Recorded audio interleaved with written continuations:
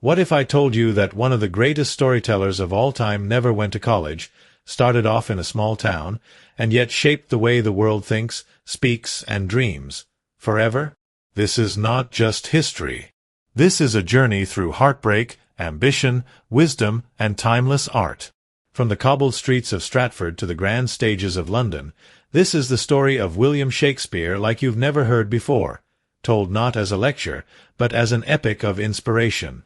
So grab your headphones, settle in, and get ready for a story that may just change how you see the power of words and the purpose of your own voice. And if you enjoy this journey, please do like the video, leave a comment, and subscribe to the channel so we can bring you more powerful stories that inspire and elevate. Now, let's begin. Imagine a small market town in England in the 1500s. The streets of Stratford-upon-Avon were busy with traders and townsfolk, and in a modest home on Henley Street, a baby boy cried into the world. His name? William Shakespeare. Born in April 1564, William was the third of 8 children. His father, John Shakespeare, crafted gloves and served as a town alderman. His mother, Mary Arden, came from noble roots. William's early years were a blend of humble means and hopeful dreams. He grew up hearing tales from travelers, observing life on the streets, and soaking in the rich oral traditions of Elizabethan England. Life wasn't easy. The plague swept through towns, political tensions simmered under the surface, and the gap between rich and poor widened. Yet, in those days of darkness and light, William was watching, learning, and dreaming. No one could have imagined then that this boy, without wealth, without title, and without a university education, would one day become the greatest writer the world has ever known. But like all legends, his story begins with humble roots. At just 18, William married Anne Hathaway, a woman 8 years older and already expecting his child. Most would call it a hasty decision.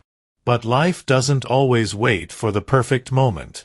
It demands action. Together, they had 3 children, Susanna, and twins Hamnet and Judith. Though young, William took on the responsibilities of a father and husband. Yet something stirred within him, something restless. And then, just like that, he vanished. Not into thin air, but from the written records of his time. Historians call it the lost years. What did he do? Some say he taught in the countryside. Others believe he joined traveling theater troupes. Perhaps he wandered, as dreamers do, in search of purpose. But here's the beauty of it. Even when people couldn't see what he was doing, he was preparing, learning, growing. And by the time he reappeared, he wasn't just William of Stratford anymore. He was William the wordsmith. By the early 1590s, William had arrived in London. Not as a lord or knight, but as an actor and a playwright, an artist in a city bursting with ambition. The theaters were alive, the streets pulsed with stories, and William plunged headfirst into this world. His early plays, Henry VI, Titus Andronicus, were raw and riveting. They spoke to the people's fears, hopes, and passions. Then came The Fire, Romeo and Juliet, a love story that became legend.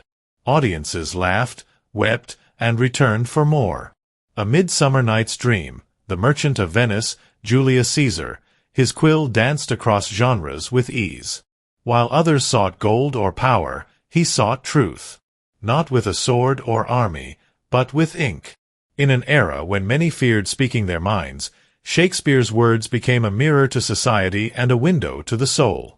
And in the crowded Globe Theatre, people from all walks of life, nobles and beggars alike, watched as he brought kings, fools, ghosts, and lovers to life. In 1596, tragedy struck. His beloved son Hamnet died at just 11 years old. A grief too deep for words. Though he never wrote directly about Hamnet, the echoes of that pain can be heard in Hamlet, King Lear, and Othello. Shakespeare channeled his sorrow into stories, turning personal agony into universal art. He kept writing, because sometimes words are how we heal. He wrote not to escape pain, but to transform it. He became a shareholder in the Globe Theatre and later in the Blackfriars Theatre. His financial success gave him freedom. Freedom to write, to experiment, to evolve. And evolve he did. His comedies sparkled with wit. His tragedies thundered with emotion. His histories taught lessons in power and fate. As the years passed, Shakespeare changed. The fire of youth gave way to the wisdom of age. His later plays, The Tempest, The Winter's Tale, Cymbeline, were not just stories. They were meditations on forgiveness, redemption, and time. He began collaborating with younger playwrights, like John Fletcher.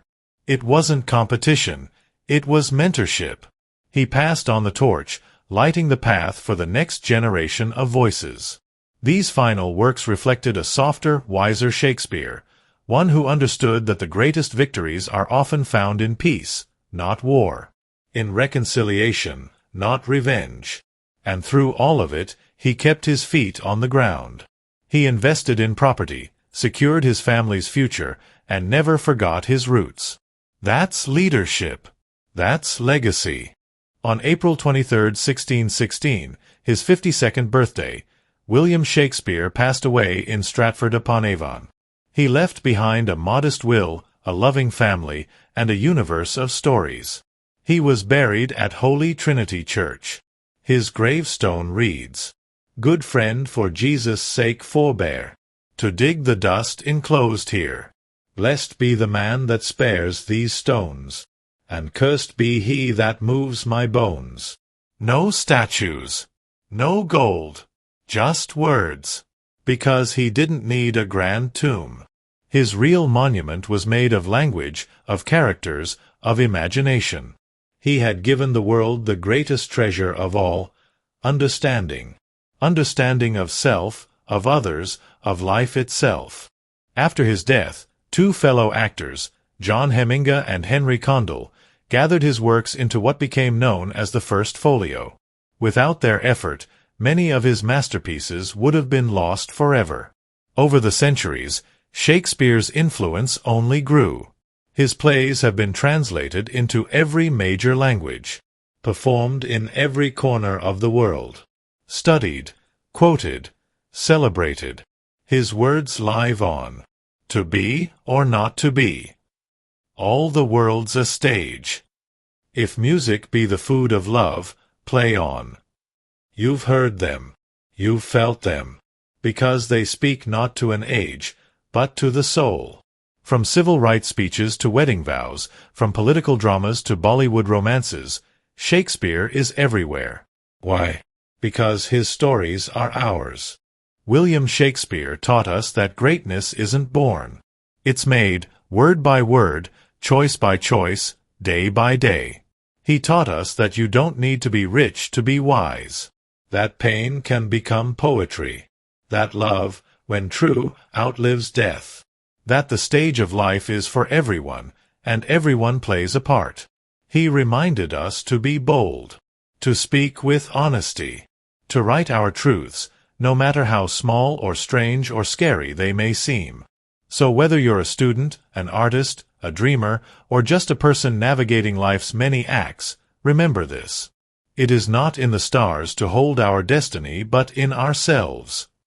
The boy from Stratford didn't wait for destiny. He wrote it.